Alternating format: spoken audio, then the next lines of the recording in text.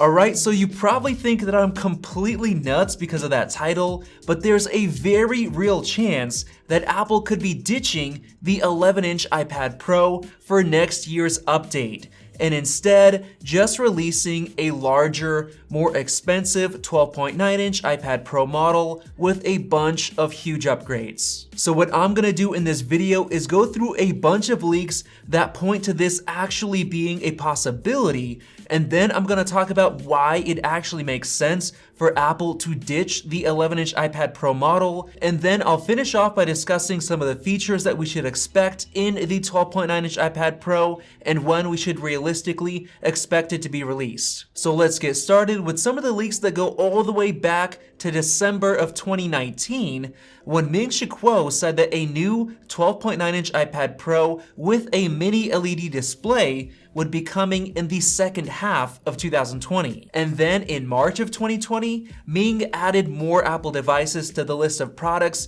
getting mini LED displays later that year. That obviously didn't happen because COVID-19 caused massive delays, pushing back all of the mini LED device rumors into 2021. Now what's interesting about all of those rumors is that the 11-inch iPad Pro is nowhere to be seen, which is really odd because Apple has recently been updating both sizes at the same time. And then once again in September, he released another note, yet again ignoring the 11-inch model. And most recently, just a couple of days ago, he mentioned that the 12.9-inch iPad Pro with a mini LED display will launch in the first quarter of 2021. But yet again, no mention of the 11-inch. This instantly caused multiple Mac Rumors users to suspect that Apple is in fact not releasing an 11-inch iPad Pro alongside the new 12.9-inch model next year. I also saw a couple of Reddit posts with users wondering the same thing. Will Apple discontinue the 11-inch iPad Pro and just keep the larger 12.9-inch model? Well, I did a bit more digging and found some very interesting leaks. Fudge, a leaker with over 90% accuracy, said on June 2nd that iPad Pros with an A14X chip will be coming, basically pointing at two different sizes. Right after that, Love to Dream, with an 89% accuracy rating, retweeted Fudge's tweet and added that they'll get a mini LED display and a 5G modem. And then he retweeted again, stating that they're coming either in the first or second quarter of 2021. But one thing to note is that he didn't correct Fudge in terms of whether there will be two or just one iPad Pro model. So in reality, there's a chance that the 11-inch iPad Pro could be sticking around. Maybe we'll only see a 12.9-inch iPad Pro in March, and then maybe later in 2021, Apple will update the 11-inch model. But I personally find it a bit hard to believe that they'd split up the release dates unless they make some major changes. In my personal opinion, if Apple does end up only releasing a 12.9-inch iPad Pro in March, then the 11-inch is dead for good. But in that case, they could be planning to update the iPad Pro at a later date with a larger display, potentially an 11.5-inch display instead of 11. This would allow them to raise the base price, especially if they add more features. This would also allow them to create a larger Magic Keyboard case with a more comfortable keyboard instead of the current scrunched down version. They might even release the second generation of the Magic Keyboard alongside that new 11.5-inch iPad Pro model, which will further boost sales of that new iPad Pro. On top of that, if Apple releases only one 12.9-inch iPad Pro in March, this would allow Apple to make a lot of money thanks to the higher base price of $999 and the massive wave of hype due to it being the first Apple product to come with a mini LED display. And also thanks to the super powerful A14X chip, which I'll get into in just a second. Essentially, a lot of people will be upgrading to this new iPad Pro, even if they would have preferred a smaller 11-inch display. and then at a later date, maybe even a year and a half later, Apple would release the 11.5-inch iPad Pro, allowing them to bump up the base price of that model. Now, with all of that out of the way, I want to talk about the other reason why it would actually make sense for Apple to ditch the 11-inch iPad Pro. The number one reason is because Apple's new iPad Air 4 is extremely similar to the 11-inch iPad Pro. From the front, you can't even tell them apart, and on the back, the only noticeable difference is the camera bump. Because of that, Apple desperately tried to make the Pro seem better than the Air. They even went as far as making the Air's display 10.9 inches to make the 11-inch Pro seem just a bit better.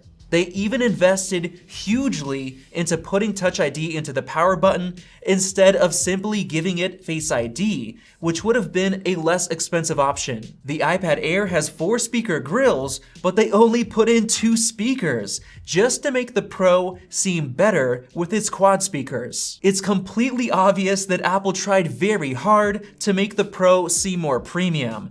And even still, many users are going for the new iPad Air 4 because it looks basically the same and the performance is almost on par. Because of that, it totally makes sense for Apple to ditch the 11-inch iPad Pro and come back stronger with a new 11.5-inch or larger model with new features and upgrades so that they can bump up the base price. And that would definitely help differentiate the Air and the Pro and make the whole iPad lineup make a lot more sense. Now I want to finally get into the 12.9-inch model and what we should expect from it. First off, it's rumored to be the very first Apple product to come with the new mini LED display, and that alone will generate massive hype and extra sales. If you're not familiar with mini LED technology, it basically works like Apple's Pro Display XDR. Instead of having one large LED backlight like all of Apple's current iPad and Mac displays use,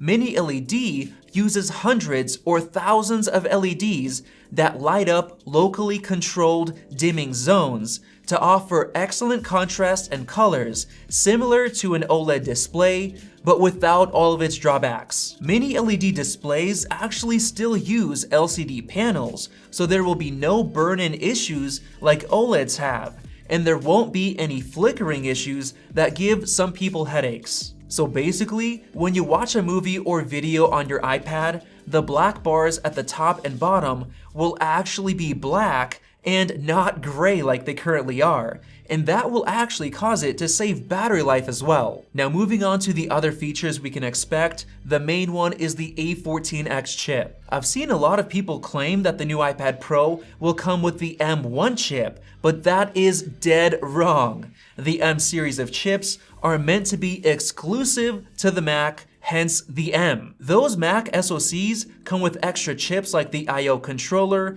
the Thunderbolt controller chips, up to 16 gigs of soldered-on RAM, and other Mac-related things that the iPad simply doesn't need because it only needs to run the more simple iPadOS software. It'll instead come with the A14X chip, which will basically be a stripped-down version of the M1, only containing what it needs, like the 8-core CPU, the 8-core GPU, the 16-core neural engine, and other things like the RAM and video encoders. Because of that, it's gonna have performance similar to the fanless M1 MacBook Air, but probably a bit worse because the iPad Pro's chassis is quite a lot thinner than the MacBook Air, so it's not gonna be able to dissipate heat as well. But nevertheless, the performance is gonna be absolutely insane for a tablet, and there's actually a chance that we could be seeing Apple bring Pro apps like Final Cut Pro over to the iPad starting with iPadOS 15. And this actually makes sense